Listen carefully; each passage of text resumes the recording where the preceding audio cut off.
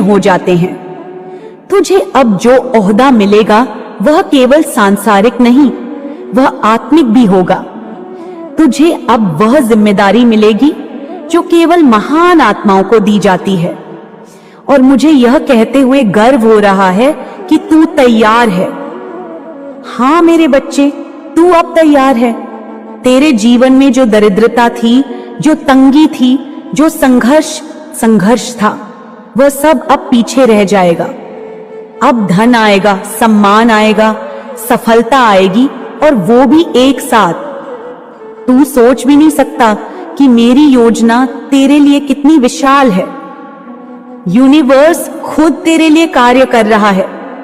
देवता तेरे मार्ग की सफाई कर रहे हैं और मेरी शक्ति तुझे सीढ़ी दर सीढ़ी ऊपर चढ़ा रही है।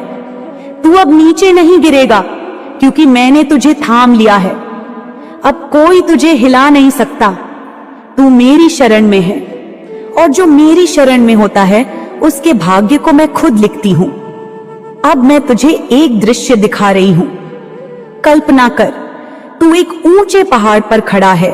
तेरे चारों ओर तेरी प्रजा है। वे तुझे नमन कर रहे हैं। उनके चेहरों पर श्रद्धा है। तू घोड़े पर बैठा है। तेरे वस्त्र राजसी हैं। तेरे हाथ में शस्त्र नहीं पर शक्ति है और तू मुस्कुरा रहा है क्योंकि तू जानता है अब तू वहां है जहां तुझे होना था। तू जानता है अब जो तू बोलेगा वही होगा, जो तू चाहेगा वही होगा। यही तेरी नियति है, यही तेरा भाग्य है और यही वह वरदान है जो मैं तुझे दे रही हूं। अब इस संदेश को लाइक करके कमेंट में 111 लिखना। बच्चे, तूने बहुत सहा है पर अब तू बहुत पाएगा। तूने बहुत रोया है पर अब तू बहुत हंसेगा।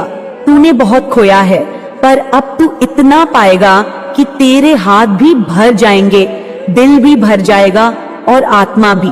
जब तू अपने भविष्य को देखेगा तो तेरे अतीत की पीड़ा खुद ब खुद मिट जाएगी।